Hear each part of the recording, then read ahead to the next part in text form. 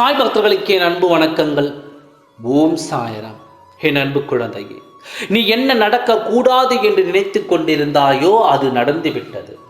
உன்னை மீறி உனக்கு தெரியாமல் இது நடந்து விட்டது.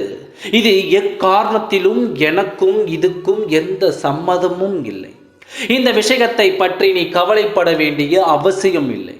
உன் வாழ்க்கையில் இன்று நடக்கும் விஷயங்கள் கூட நீ நினைத்து பார்க்காத ஒரு விஷயம்தான் நடந்து கொண்டிருக்கிறது.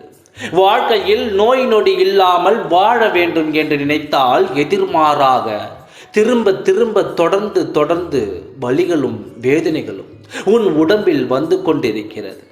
மருத்துவமனை செலவுகளும் அதிகமாகி கொண்டே செல்கிறது.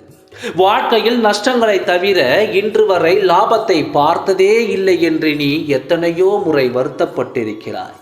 வரவு ₹1 இருந்தால் செலவு ₹10 இருக்கிறது. யாரிடமாவது நான் கையேந்தி கொண்டே இருப்பதுதான் என் நிலைமையாகி போய்விட்டது என்று வருத்தப்பட்டாய் அல்லவா? உன் நிலைமையெல்லாம் மாற்றத்தான் நானும் போராடி வந்தேன். என் குழந்தைக்கு இதிலிருந்து தீர்வை கொடுக்க வேண்டும் என்று நானும் காத்திருந்தேன். ஆனால் நடப்பது எல்லாம் எதிர்மறையாகத்தான் நடந்து கொண்டிருந்தது. இன்று வரை அப்படித்தானே நடந்து கொண்டிருக்கிறது. சாயப்பா, உங்களால் எதையும் செய்ய முடியாத என்று நீ கேட்கலாம் குழந்தையே. காலங்கள் செய்வதை அதன் கட்டாயத்தால் நடந்து கொண்டே இருக்கும். அது மட்டும் இல்லாமல் உன்னுடன் இருக்கும் கர்மாவின் வேலையும் அது சரியாக செய்து கொண்டு தான் இருக்கும். இதை மீறித்தான் உன் சாயப்பா உனக்காக செய்ய வேண்டும். அதனால் அந்த நேரத்தை நானும் எதிர்பார்த்து காத்திருக்கிறேன். என் குழந்தையின் வறுமையும் வேதனையும் போக்க வேண்டும் என்று நானும் காத்துத்தான் இருக்கிறேன். வாழ எத்தனை வழிகள் இருந்தாலும் என் குழந்தை, நீ இந்த வழியை தான் தேர்ந்தெடுப்பேன் என்று நேர்மையான பாதையை தேர்ந்தெடுத்துள்ளாய். இந்த பாதையில் சென்றவர்களுக்கு வாழ்க்கையில் தோல்வி என்பதே கிடையாது. வேண்டாம் என்றால் ஆரம்பத்தில் சோதனைகள் வேதனைகள் வரலாம். ஆனால் அதில் நீ வெற்றி பெற்று விடுவாய். உன் வாழ்க்கை இப்படியே போய்கொண்டு இருக்கிறதே என்று நீ வருத்தப்படாத. எல்லாம் சில காலங்களில் மாறிவிடும்.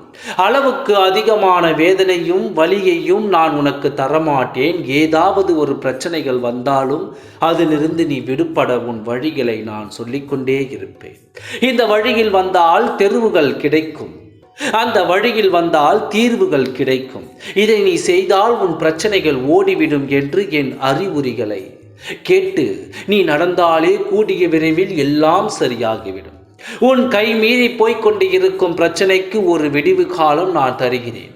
எந்த வேதனையும் இன்றி கவலை இல்லாமல் தைரியத்தோடு இரு. எதுவும் என்னை மீறி நடந்துவிட முடியாது.